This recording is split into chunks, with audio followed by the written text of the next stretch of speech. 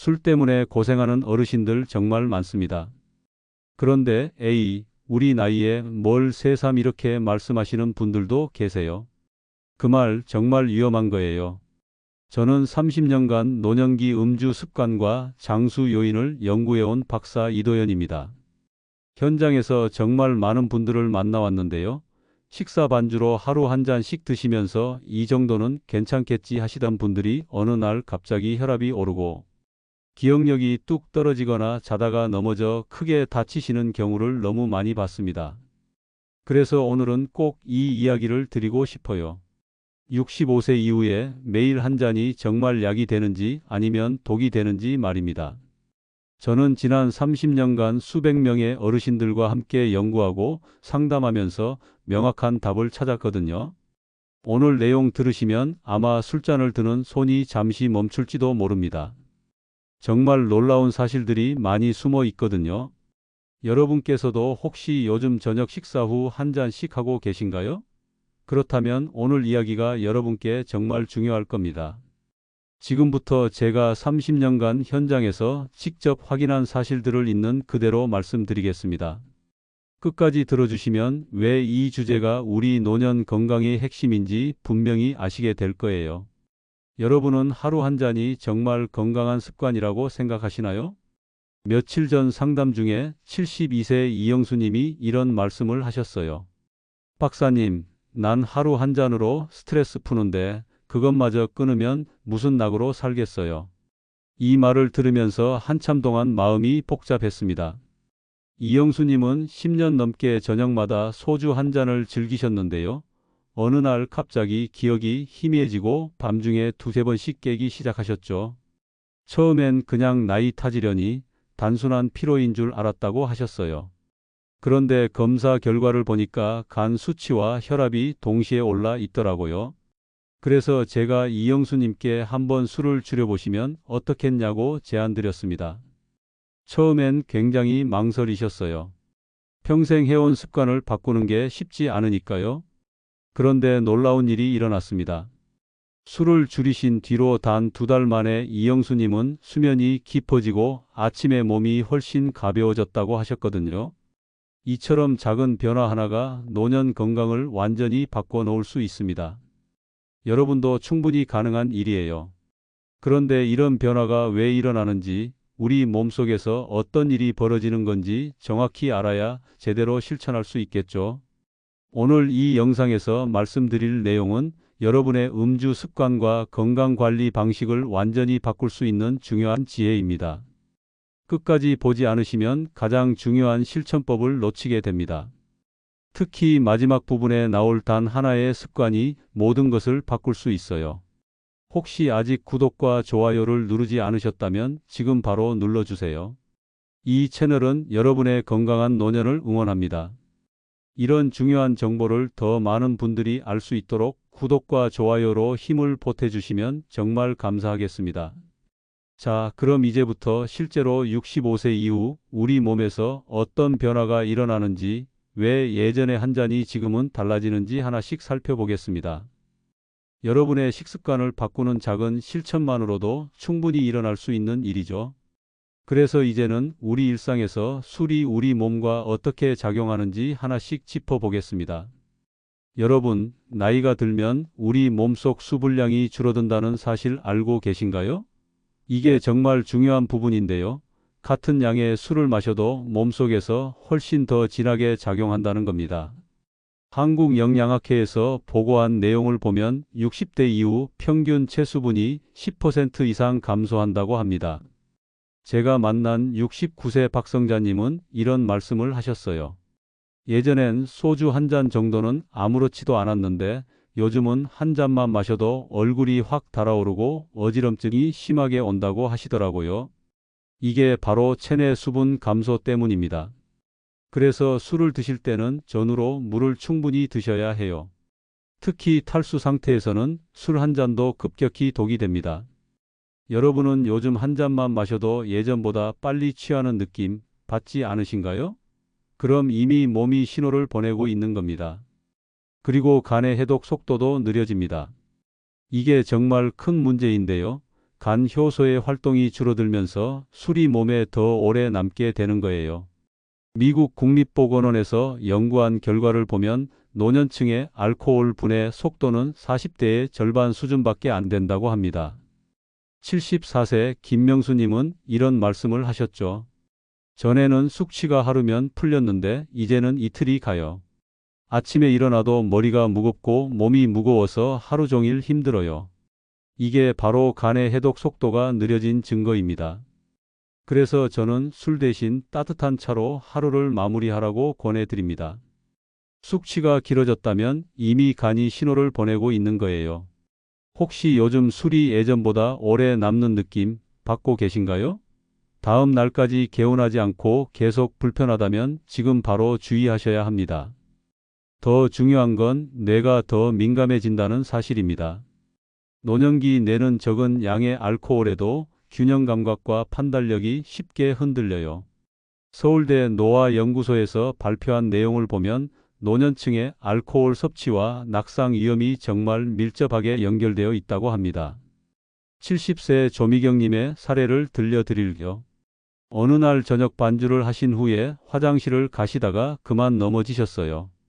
허리를 크게 다치셔서 한동안 움직이지 못하셨죠. 본인도 그냥 화장실 가는 건데 뭐 어떻겠나 싶으셨대요. 그런데 막상 일어나서 걷는데 중심을 못 잡으시더래요. 그래서 제가 항상 드리는 말씀이 있습니다. 음주 후에는 절대 이동하지 마시고 반드시 자리에서 안정을 취하세요. 괜찮겠지라는 생각이 가장 위험합니다. 혹시 술 마신 날 이상하게 중심이 안 잡혔던 적 있으신가요?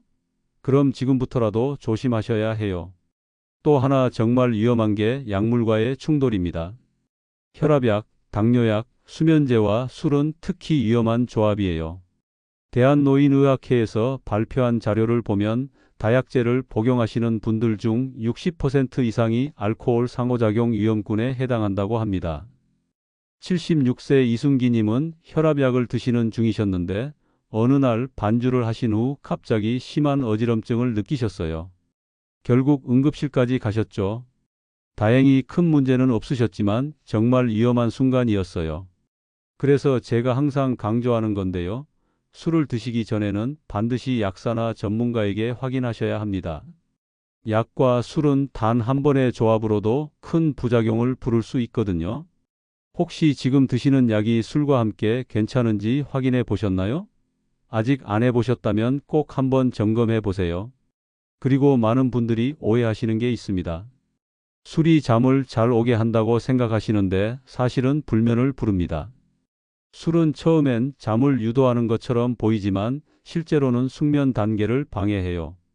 영국 수면의학회에서 발표한 내용을 보면 나이트캡이라고 부르는 자기 전 술 한 잔이 수면의 질을 30%나 떨어뜨린다고 합니다. 68세 오경자님은 이렇게 말씀하셨어요. 술 마신 날은 자꾸 깨서 더 피곤해요. 처음엔 잠이 빨리 오는 것 같은데 새벽에 두세 번씩 깨고 나면 다음 날 아침이 너무 힘들어요. 이게 바로 술이 숙면을 방해하는 증거입니다. 그래서 제가 권해드리는 건 잠이 안 올 때 따뜻한 우유나 꿀차, 가벼운 스트레칭을 해보시라는 겁니다. 술로 잠을 유도하는 습관은 오히려 불면증을 악화시켜요. 여러분은 혹시 잠 안 올 때 술 한 잔으로 버티고 계신가요? 그럼 오늘부터 다른 방법을 시도해 보세요. 마지막으로 꼭 말씀드리고 싶은 건 과음은 어떤 경우에도 예외가 없다는 사실입니다. 과음은 정말 모든 질병의 공통 위험 요인이에요. 세계보건기구에서도 명확하게 밝혔습니다. 안전한 음주는 없다고요. 73세 정호철님은 친구들과 주 4회 정도 모임을 이어가셨는데요. 술자리가 잦다 보니 결국 심장 부정맥으로 입원하셨습니다. 본인은 매번 조금씩만 마신다고 생각하셨는데 모이는 횟수가 많다 보니 결국 과음이 된 거예요. 그래서 제가 드리는 조언은 주 3회 이하, 하루 한 잔 이하로 철저히 조절하시라는 겁니다. 하루 한 잔도 매일 마시면 그게 바로 과음이 됩니다. 혹시 지금의 한 잔이 정말 건강한 습관일까요? 한번 생각해 보세요. 자, 이제 이렇게 달라진 우리 몸에 맞춰서 술 대신 실천할 수 있는 장수 습관들을 알려드리겠습니다. 정말 간단하지만 효과적인 방법들이니까 꼭 기억해 두세요. 첫 번째로 물을 늘려야 합니다. 하루 1.5리터 이상 충분한 수분을 섭취하시면 우리 몸의 해독 기능을 크게 도와줘요. 그런데 단번에 술을 끊기가 어려우시죠? 저도 알아요. 그럴 땐 술 없는 요일을 정해보세요. 월요일과 수요일은 술 없는 날, 이렇게 정하시는 거예요. 저녁마다 물컵으로 반주 흉내를 내시면 심리적 허전함이 많이 줄어듭니다. 제가 만난 분들 중에도 이 방법으로 성공하신 분들이 정말 많아요. 여러분의 저녁 식탁엔 술잔 대신 어떤 음료가 있나요? 따뜻한 보리차나 옥수수차를 준비해 보시는 것도 좋습니다.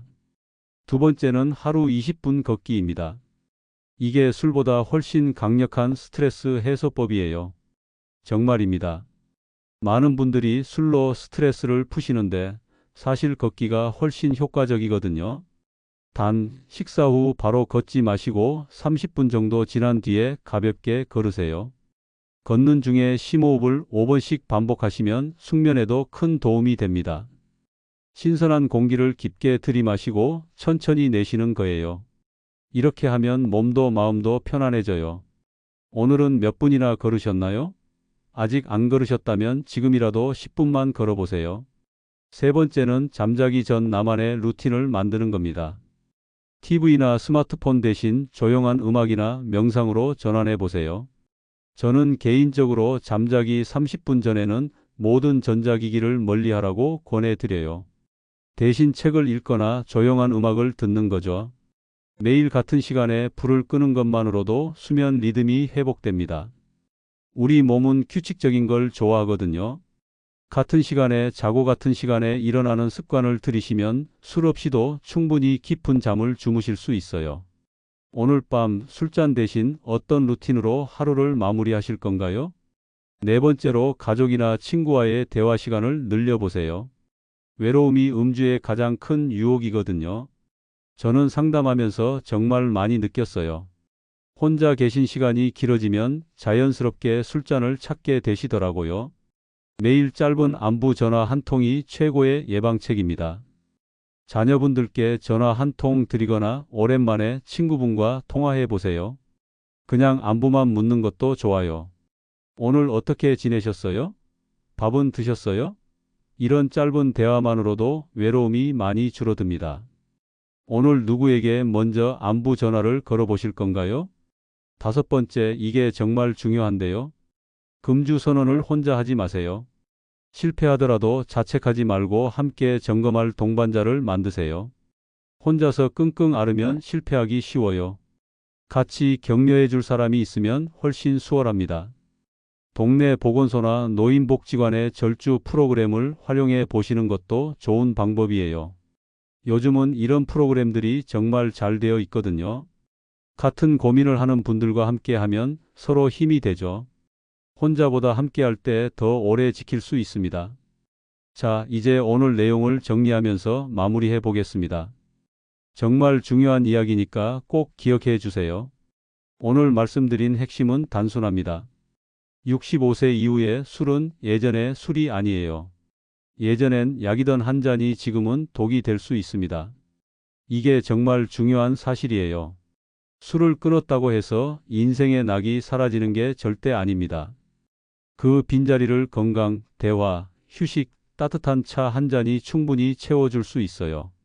제가 30년간 수많은 분들을 만나면서 확인한 사실입니다. 하루 한 잔이 괜찮다는 상식은 이제 버리셔야 합니다. 하루 한 잔도 매일이면 과음이에요. 그리고 술을 전혀 안 하시던 분이 일부러 건강을 위해 시작하신다면 그건 건강을 갉아먹는 선택입니다. 절대 그러지 마세요. 하지만 좋은 소식도 있습니다. 오늘부터 술을 줄이는 그 순간부터 우리 몸은 회복을 시작해요. 이영수님처럼 2달 만에 눈에 띄는 변화를 느끼실 수 있습니다. 수면이 깊어지고 아침에 몸이 가벼워지고 머리가 맑아지는 걸 경험하실 거예요. 잘못 관리했을 때는 어떨까요? 혈압이 오르고 간 수치가 나빠지고 밤에 자꾸 깨서 다음 날 피곤하고 낙상 위험이 커집니다. 하지만 제대로 관리하시면 숙면을 취하고 혈압이 안정되고 간이 회복되고 낙상 위험이 줄어들어요. 이 차이가 정말 큽니다. 오늘 당장 실천할 수 있는 단 하나만 말씀드리겠습니다. 오늘 저녁 술잔 대신 따뜻한 물 한 잔 드세요. 그게 첫걸음입니다. 내일은 20분 걸어보세요. 그 다음엔 술 없는 요일을 하나 정해보세요. 이렇게 하나씩 차근차근 바꿔나가시면 됩니다. 지금 이 영상을 보고 계신다면 이미 건강한 선택의 첫걸음을 내디디신 겁니다. 정보를 찾고 배우려고 하시는 그 마음이 가장 중요한 시작이에요.